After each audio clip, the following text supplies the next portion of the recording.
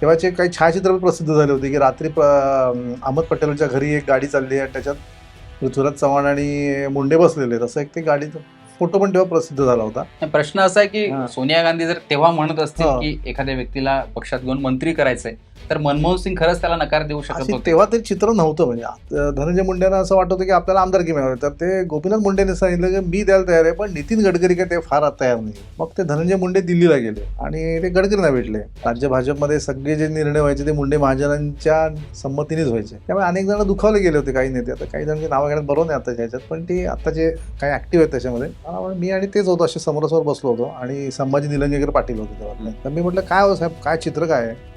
ते म्हटले अशोक चव्हाण मुख्यमंत्री होते तेव्हा, अशोक काढेल निवडणूक, असं तेव्हा ते म्हणले. अच्छा, अशोक 2009. 9ची विधानसभा निवडणूक. नमस्कार, मी अश्विन महाजन. तुम्ही लोकसत्ता पाहताय. न्यूज विश्लेषण या आपल्या कार्यक्रमात तुम्हा सगळ्यांचं मी स्वागत करतो. माझ्यासोबत लोकसत्ताचे राजकीय संपादक संतोष प्रधान सर आहेत आणि ज्या काही चर्चा गेल्या काही दिवसांपासून सुरू आहेत की गोपीनाथ मुंडे हे तेव्हा पक्ष बदलणार होते, काँग्रेसमध्ये जाणार होते. तेव्हा गोपीनाथ मुंडे हे बंड करण्याच्या तयारीत होते आणि या सगळ्या गोष्टींवरून अगदी आपण म्हणू शकतो राजकीय वादळ मधल्या काळात उभं राहिलं. आरोप प्रत्यारोप झाले, अनेक दावे केले गेले. अनेक पत्रकारांनी सुद्धा सोशल मीडियावर लिहिलं की मुंडे कशा पद्धतीने नाराज होते आणि त्याविषयीच जे काही आजकालची पिढी म्हणा, कारण की मुंडेंना जाऊन साधारण आता 12 वर्ष होतील आणि त्यांचं जे बंड झालं त्याला साधारण त्यापेक्षा जास्त काळ होईल. सो त्यावरच चर्चा करण्यासाठी मी खास संतोष प्रधान सर यांना विनंती केली होती की तेव्हा नक्की काय घडत होतं यावर आपण सर चर्चा करूयात आणि तीच चर्चा आपण आज करणार आहोत. सर, गोपीनाथ मुंडे मोठं नाव आहे. मराठवाडा असो, बीड असो, अगदी देश पातळीवर ते मंत्री सुद्धा झाले होते आणि कदाचित असं लोक म्हणतात की आज ते असते तर मोठ्या कुठल्या तरी पदावर असते. गोपीनाथ मुंडे तेव्हा खरंच नाराज होते का? त्यांच्या नाराजीची कारणं काय होती आणि ज्या काही चर्चा आहेत त्या खऱ्या आहेत की खोट्या? तर असं आहे की आरोप हा पृथ्वीराज चव्हाणांनी आता परत केलेला आहे, की म्हणजे ते खरं ऍक्च्युअली म्हणायचं शिवाय कडीला उतच आहे ते, कारण आता अनेक वर्ष झाली मुंडे साहेबांना जाऊनही 12 वर्ष झाली. पण मी एक सांगतो अश्विन की ते तेव्हा परिस्थिती अशी होती की तेव्हा मुंडे खरंच नाराज होते आणि झालं होतं असं की तेव्हा नितीन गडकरी हे भाजपचे राष्ट्रीय अध्यक्षपदी निवड झाली होती आणि गडकरींना तेव्हा संघाचा पूर्ण पाठिंबा होता. त्यामुळे मुंड्यांना असं झालं होतं की आपलं राजकीय भवितव्य अंधकारमध्ये दिसत होतं ना, की आपल्याला पुढे काय भवितव्य आहे. भाजपच्या राज्याच्या राजकारणात बघितलं तर मुंडे महाजन विरुद्ध सर्व असं एक तेव्हा एक चित्र होतं तेव्हा. आणि गडकरी हे आउटस्पोकन म्हणजे एकदम आक्रमक बोलणारे, स्पष्ट वक्ते असे होते आणि तेव्हा ती अशी एक दरी उघड उघड दिसत होती. आणि तेच म्हणजे प्रमोद महाजनांच्या दुःखद निधनानंतर त्यांच्या निधनानंतर तसे मुंडे एकाकी पडले होते आणि त्यावेळेला आणि मग गडकरींना राष्ट्रीय अध्यक्ष झाला. म्हणजे भाजपचे राष्ट्रीय अध्यक्ष म्हणजे ते थेटच सगळी पक्षीय सूत्रच त्यांच्या हातात गेली. त्यामुळे त्यांना मुंडेंना असं वाटायला लागलं की आता आपलं काही खरं नाही, म्हणजे राजकीय काय आपल्याला. त्यामुळे मुंडेंच्या मनात ते एक नाराजी होती आणि त्यांना लोकसभेत ते निवडून आले होते. लोकसभा बीड मतदारसंघात लोकसभेत निवडून आले होते. म्हणजे विरोधी पक्ष नेते, उपनेते होते भाजपचे आणि लोकलेखा समितीचे अध्यक्षपद पण त्यांना दिलं होतं त्यावेळेला. त्यामुळे मुंड्यांना तसं पक्षाने महत्त्व दिलं होतं, पण ते नाराज होते. त्यांच्या ह्याच्यात नाराजी एक होती. आणि आता जे पक्षांतर आता जी भाजपच्या काळात चालतात तर त्याच्यावर तशी काँग्रेसच्या काळात एवढी नव्हती. पण आता काही जण गळायला लागले, असे जायचे काही जण. तर तसं ते मुंडेंच्या मनात काय वेगळी भावना आली असणार. तर ते तेव्हाचे काही छायाचित्र प्रसिद्ध झाले होते की रात्री अहमद पटेलच्या घरी एक गाडी चालली आहे, त्याच्यात पृथ्वीराज चव्हाण आणि मुंडे बसलेले आहेत. असं एक ते गाडीचा फोटो पण तेव्हा प्रसिद्ध झाला होता. आता मुंडेंनी नंतर त्याचा सगळा डिनाय केला की मी काय तसं काय नव्हतं वगैरे, माझा काय तसा विचार नव्हता. पण ती राजकीय हे होती. आणि आता ते पृथ्वीराज चव्हाणांनी परवा 2 दिवसापूर्वी सांगितलं की सोनिया गांधी तयार होते पण मनमोहन सिंग तयार झाले नाहीत. आता हे काँग्रेसचं जे राजकारण आहे त्याच्यामध्ये मनमोहन सिंगांना किती सेव होता, सोनिया गांधी ह्या एकदम पॉवरफुल होत्या. त्यामुळे आता ह्या खरं तर जर त्याच्या गोष्टी, कारण आता मुंडे साहेबही नाही आहेत, मनमोहन सिंगही नाही आहेत. त्यामुळे आता एक्झॅक्ट काय झालं असेल ते माहीत नाही. पण जे पृथ्वीराज चव्हाणांनी जे बोलले ते मी ऐकलं की सोनिया गांधींनी त्या होकार दिला होता, पण मनमोहन सिंग म्हणाले मी काय मंत्रिमंडळात घेणार नाही. कारण ती अट अशी होती मुंडेंची की ते जेव्हा प्रसिद्ध झालं होतं, ते मुंडेंनी कधी सांगितलं नाही का मी बोलले नाही ते. पण मला मंत्रिमंडळात घ्या असं त्यांची मागणी होती, अट होती. आणि मी जर लोकसभाची निवडणूक पोटनिवडणूक लढवावी लागेल, कारण त्यांना राजीनामा द्यावा लागला असतं. तर मी जेव्हा लोकांसमोर जाईन तेव्हा मला मंत्रिपद पाहिजे, तेव्हा असं त्यांची एक अट होती. आणि ती सोनिया गांधींच्या थ्रू पृथ्वीराज चव्हाणांचं असं म्हणणं आहे की सोनिया गांधींनी त्याला सांगितलं तर हो म्हणून होकार दिला होता. पण मनमोहन सिंग तयार झाले नाहीत. आता काँग्रेसच्या राजकारणात तेव्हा खरं काय होतं काय नाही आता हे प्रश्न असा आहे की सोनिया गांधी जर तेव्हा म्हणत असतील की एखाद्या व्यक्तीला पक्षात घेऊन मंत्री करायचंय, तर मनमोहन सिंग खरंच त्याला नकार देऊ शकत अशी होते. तेव्हा ते चित्र नव्हतं. म्हणजे आता ते एकंदरीत आहे ते दिसत तर नाही. आणि मनमोहन सिंग तसे साधे होते, म्हणजे पक्षाचा जो आदेश असेल तो नेहमीच ते शिरसंबंध मानायचे. म्हणजे आता आपण बघितलं की जो जो भ्रष्टाचारावरचा जो सदस्यांना अपात्र ठरवण्याचा जो अध्यादेश होता, तर त्याची प्रतच राहुल गांधींनी फाडली. मग नंतर त्यांनी माघार घेतली. म्हणजे मनमोहन सिंग कधीच नेतृत्वाला चॅलेंज करत नव्हते. त्यांची कधीच प्रतिमा नव्हती. ते नेहमीच पक्षाचा आदेश नेहमी पाळत राहिले. म्हणजे अनेक उदाहरणं आहेत अशी, की सरकारने एक निर्णय घेतला, पण पक्षाने जर समजा तर बदलला त्याने. म्हणजे त्यावेळेला गहू, तांदूळ ह्याचे दर-बीर असे वाढले होते. ते शरद पवार कृषी मंत्री होते. तर त्या निर्णयांवर असं काही जे निर्णय होते त्यात काँग्रेस वर्किंग कमिटीमध्ये विरोध झाला. मग ते विरोध झाल्यावर मनमोहन सिंग त्यात सुधारणा करायचे त्या पद्धतीने. आणि यात म्हणजे आणखीन जर मागे गेलं तर गोपीनाथ मुंडे हे 95 ते 99 उपमुख्यमंत्री हो. होते, गृहमंत्री होते, अजूनही त्यांचं नाव घेतलं जातं. एवढं काय झालं की प्रमोद महाजन गेल्यानंतर अगदी सगळ्या गोष्टी सुरू झाल्या आणि 2008 मला वाटतं आणि 2011 दोन वेळा ते नाराज झाले होते. हो. एकदा तर जुने व्हिडिओ काढले तर असंही होतंय की सुषमा स्वराज वगैरे त्यांना भेटायला हो. नाराजी दूर करायला आले होते. बरोबर. तर दोन्ही वेळची नाराजी म्हणजे वेगवेगळी होती. काय नियुक्त्याचं वरून वाद होता, नाही, नक्की हां, काय म्हणजे घडलं होतं तेव्हा? त्यांचं कसं होतं, की म्हणजे त्यांचा मुंडेंची अशी होती, की महाराष्ट्र भाजपमध्ये माझ्या माझ्या नेतृत्वाखाली सगळं पक्षाची वाटचाल झाली पाहिजे आणि जोपर्यंत प्रमोद महाजन होते, हं.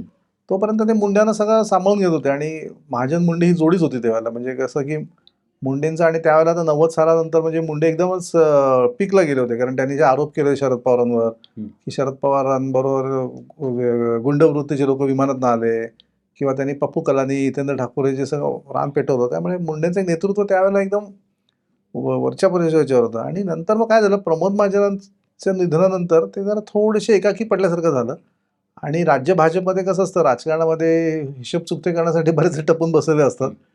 तर तसं काही बाबतीत झालं असेल मुंडेंच्या बाबतीत. अनेक जण त्यांच्या विरोधात गेले. त्यामुळे मग त्यांना शेवटी हे झालं नाईलाजाने आणि नंतर पण आपण बघितलं, की म्हणजे देवेंद्र फडणवीसांना प्रदेशाध्यक्ष केलं 2013 मध्ये. हं. सुधीर मुनगंटीवारला ते हे केलं नंतर आणि तेव्हा म्हणजे मुंड्यांचं असं होतं, की मुंड्यांना स्वतःलाच व्हावं अशी त्यांची इच्छा होती. पण हं. तेव्हा नेतृत्वाने देवेंद्र फडणवीसांना केलं. कारण त्यांना बीजेपीचं कसं असतं, लाँग टर्मचं ते प्लॅनिंग करतात. हं. त्यामुळे त्यांच्या दृष्टीने हे होतं, की तरुण चेहरा त्याला पुढे आणावं. तसा चेहरा प्रॉमिसिंग चेहरा आहे. मग त्यामुळे त्यांनी देवेंद्र फडणवीसांना आणलं. ते अशा अनेक प्रकरणं आहेत तशी. नाही, आता नेता जेव्हा नाराज असतो किंवा हे करत असतो तेव्हा पत्रकारांमध्ये तो कधी-कधी व्यक्त होतो. गोपीनाथ मुंडे असं पत्रकारांमध्ये कधी व्यक्त झाले होते? काही किस्सा घडला खाजगीत होता? असे कधी-कधी हे करायचे, नाराजी व्यक्त करायचे. मी नितीन गडकरींबद्दल ते नितीनला सांगितलं मी ऐकत नाही, असं ते थोडंसं कधी-कधी त्यांचं हे असायचं थोडंसं. पण तशी ते पक्षशिस्त पाळायचे. पण त्यांना काही वेळेला त्यांना ते राहावायचं नाही, अनावर व्हायचं आणि मग ते बोलून जायचे पटकन ते. मग त्यांच्यात दोघांमध्ये खरंच राजकीय वैर हां, होतं, होतं होतं, की होतं, किंवा होतं. ज्या पद्धतीने नंतर बोललं गेलं का नितीन गडकरी हं. स्वतः आता म्हणतात की गोपीनाथ मुंडे हेच माझे नेते होते, ते मानलं असं जात होतं. बोलणारे सगळेच असतात, पण शेवटी राजकीय हे होतं ना, कारण गडकरींना असं वाटत होतं, की महाजन मंडळामुळे आपली प्रगती होत नाही राजकीय आपण आणि आणि नंतर जेव्हा ते त्यांच्याकडे सगळी सूत्र आली, त्यामुळे साहजिक आहे त्यांनी सूत्र हातात घेतली. आता तो एक वाद असा आणखीन तुम्हाला सांगतो, दुसरा एक झाला होता, की हं. त्यावेळेला धनंजय मुंडे हे नाराज झाले होते. हं. त्यांना विधानसभा लढायची होती हं. 2009 मध्ये आणि पंकजाला तिकीट दिलं.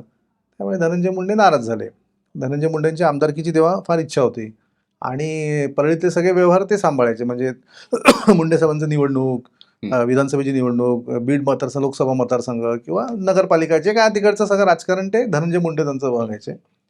आणि धनंजय मुंडेंना जेव्हा तिकीट नाकारलं तर नाराज झाले ते. तर त्यावेळेला मग अजित पवारांनी त्यांना हेरलं आणि हे सगळं झालं पुढे. पण हं. त्यावेळेला काय झालं होतं 2010 मध्ये विधान परिषदेची निवडणूक होती आणि 2008 मध्ये मला वाटतं 8 का 10 अशी कधी आता एक्झॅक्ट आठवत नाही, की तेव्हा धनंजय मुंडे इच्छुक होते.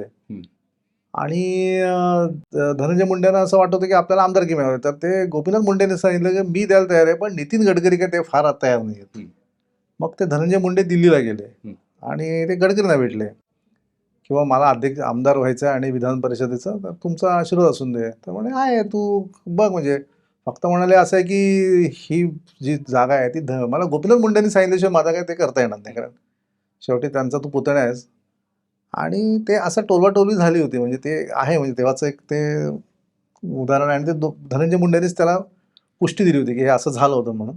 मग जेव्हा त्यांची नाराजी मग ते पक्षातनं बाहेर पडले, राष्ट्रवादीत जॉइन झाले, तेव्हा त्यांनी सांगितलं होतं, की बाबा असं-असं झालं होतं. मला कशी माझी टोलवाटोलवी झाली म्हणजे काका एक सांगायचे, गडकरी दुसरं सांगायचे आणि मग ते गडकरी जेव्हा असं म्हणाले होते, की काही गोष्टीत मला म्हणजे त्यांनी असं इंडिकेट केलं होतं की गोपीनाथ मुंडेंनी सांगितलं म्हणून धनंजयला तिकीट दिलं नव्हतं असं त्यांनी इंडिकेट केलं होतं. ऑफिशियली नाही बोलले, पण ते राजकारणात ते सूचित करणं म्हणतात असं त्यांनी केलं होतं गडकरींनी.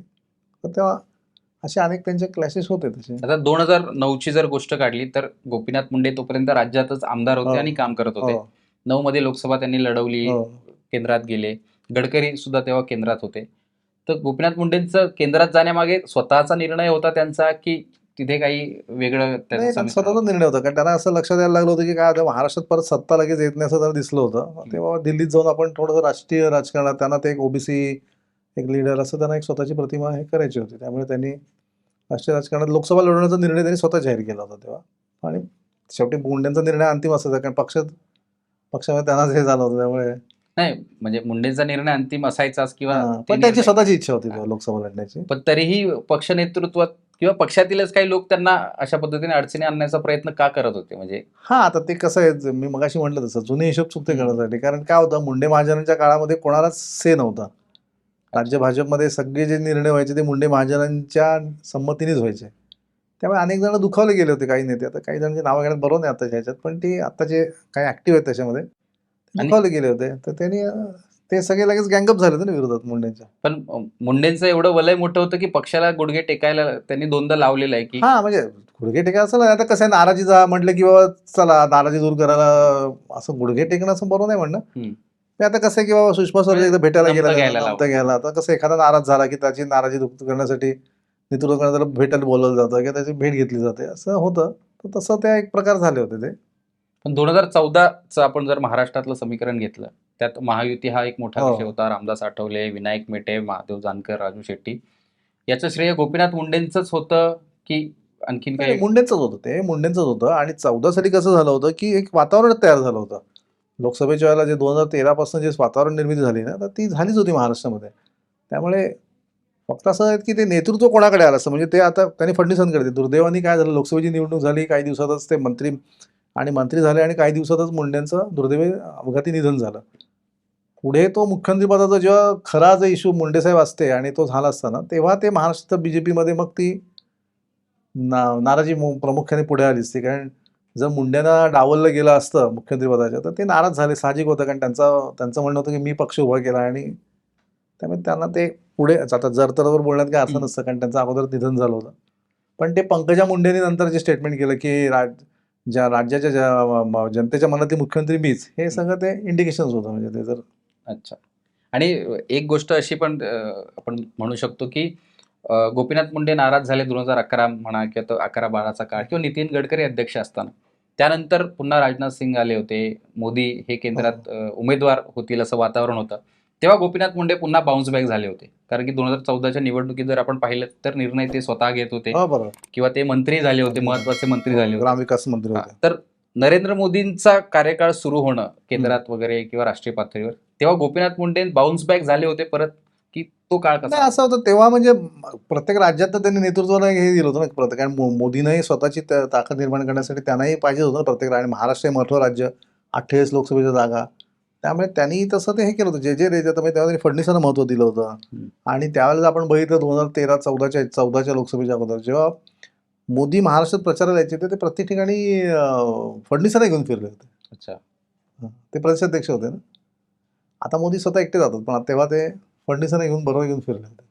पण आता एवढी सगळी चर्चा होती काँग्रेसमध्ये जाणं किंवा ते नाराज होणं किंवा आणखीन काही पक्षांतर्गत गोष्टी काढल्या जातात, विशेषतः काँग्रेसकडून किंवा त्यांच्याकडे जाणार होते म्हणून ते कदाचित बोलत असतील. ते जरतरची गोष्ट आहेत, हयात नाही आहेत असं देखील उत्तर दिलं जातं.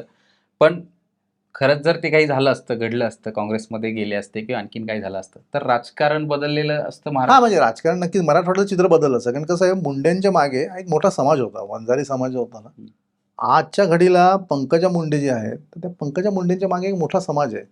त्यामुळे पंकजा मुंडेंना नाराज करणं बीजेपीच्या नेतृत्वालाही तेवढं हे होत नाही, की त्यांना चुचकारून घेतात ते. त्यांची नाराजी होती किंवा त्यांना त्या मधल्या काळात एकदमच साईड ट्रॅक झाल्या होत्या. पण ते आता त्यांना मंत्रिपद दिलं, विधान परिषद आमदारकी दिली. पण त्यामुळे मुंडेंच्या मागे एक मोठा समाज होता.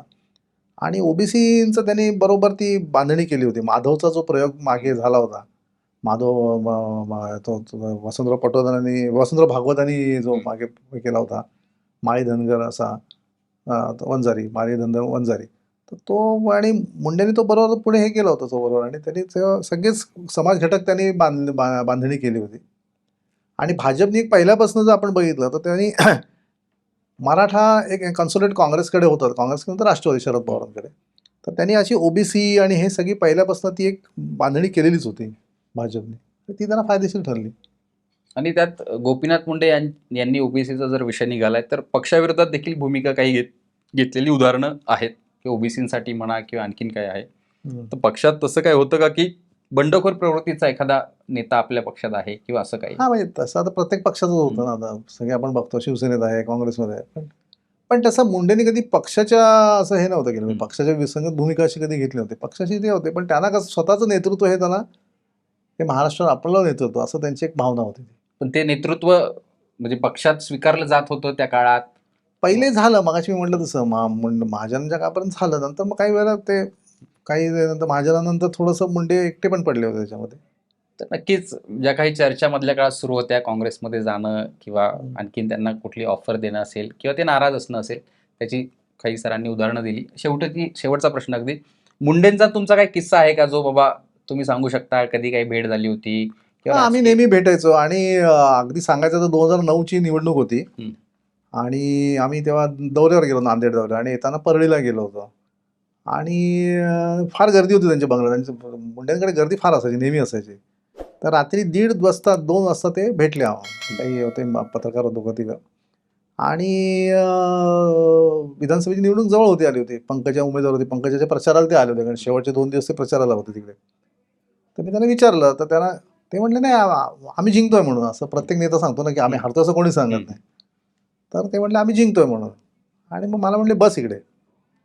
मग सगळ्यांना ते रात्री कुठे कुठे काय करून त्यांच्या बंगल्यावरती, म्हणजे गर्दी मी आणि तेच होतो, असे समोरासमोर बसलो होतो, आणि संभाजी निलंगेकर पाटील होते तेव्हा. तर मी म्हटलं काय हो साहेब, काय चित्र काय आहे? ते म्हटले अशोक चव्हाण मुख्यमंत्री होते तेव्हा, अशोक काढेल निवडणूक, असं तेव्हा ते म्हणले होते. अशोक 2009ची विधानसभा निवडणूक, तेव्हा अशोक चव्हाण मुख्यमंत्री होते. आणि म्हणजे अशोक निवडणूक काढेल, अशोकने पैसाही चिकार लावलाय, आणि अशोक निवडणूक काढेल, असं त्यांनी ऑफ द रेकॉर्ड सांगितलं होतं त्यांनी. तसं ते होतं, म्हणजे तसे ते मोकळीकपणे गप्पा मारायचे, सांगायचे काय काय नाही. आणि त्यांचं मीडियाशी फार त्यांचे चांगले संबंध होते, म्हणजे कधी ते असं हे नाही करायचे, टाळायचे. आता जे बीजेपीतले नेते प्रसिद्धी माध्यमापासून थोडा अलूक राहतात, तसं नव्हते ते. म्हणजे प्रसिद्धी माध्यमाशी त्यांचे चांगले अत्यंत घनिष्ठ संबंध होते. आणि अनेकदा त्यांनी सगळ्यांना सांगायचे, म्हणजे आता अगदी सांगायचं तर एनरॉनचं त्यांनी जेव्हा होतं, एनरॉनच्या विरोधात त्यांनी कावर उठवलं, मग ते हे सगळे आता जुनं झालं ते. मग ते ऊर्जा मंत्री, उपमुख्यमंत्री आणि ऊर्जा मंत्री पण होते तेव्हा. तर जेव्हा एनरॉन सुरू करायचं, तर तेव्हा जेव्हा चर्चा झाली कॅबिनेट, त्यांच्या सेना बीजेपीच्या काय कोअर कमिटीमध्ये चर्चा झाली, त्यानंतर मीडियामध्ये बाहेर सांगणारे मुंडेच होते, की आता आम्ही, म्हणजे त्यांनी हिंट केलं होतं, की बाबा आता आम्ही परत अरबी समुद्रातनं तो बाहेर का, कारण तेव्हा त्यांचं स्टेटमेंट होतं, मी मुख्यमंत्री झालो तर आम्ही सत्तेत झालो तर अरबी समुद्रात बुडवू म्हणून एनरॉन. तर तेव्हा त्यांनी असं सांगितलं होतं मीडियाला, की आम्ही हा अरबी समुद्रातनं बाहेर काढतोय. आता एखाद्या स्थानात तर मान्यही नसेल, पण ते म्हणजे अशा बाबतीत ते फार हे होते, मीडियाशी त्यांचे फ्रेंडली संबंध होते, आणि अनेकदा ते गप्पा मारायचे, सांगायचे काय चाललंय काय नाही. तर नक्कीच गोपीनाथ मुंडेंविषयी ज्या काही चर्चा आहेत, खरं तर पंकजा मुंडे म्हणाल्या, की यावर आत्ता चर्चा करणं हे योग्य नाही, कारण की तो व्यक्तीच हयात नाही, तर त्या व्यक्तीविषयी बोलणंही चुकीचं आहे. पण आपण जाणून घेण्याचा प्रयत्न केला, की तेव्हा ते खरंच नाराज होते का, त्या दरम्यान काय काय घडत होतं, आणि त्यांच्या नाराजीची कारणं काय होती, आणि पुन्हा ते केंद्रात मंत्रीसुद्धा झाले होते, पण निधन झालं, दुर्दैवी होतं ते, आणि त्यानंतर महाराष्ट्रातलं राजकारणही बदलून गेलं कदाचित. याविषयी आपण चर्चा केली. तुमचीही काही मतं असतील तर कमेंट बॉक्समध्ये सांगा. लोकसत्ताला फॉलो आणि सबस्क्राईब करा. आज आपण इथेच थांबतोय. धन्यवाद.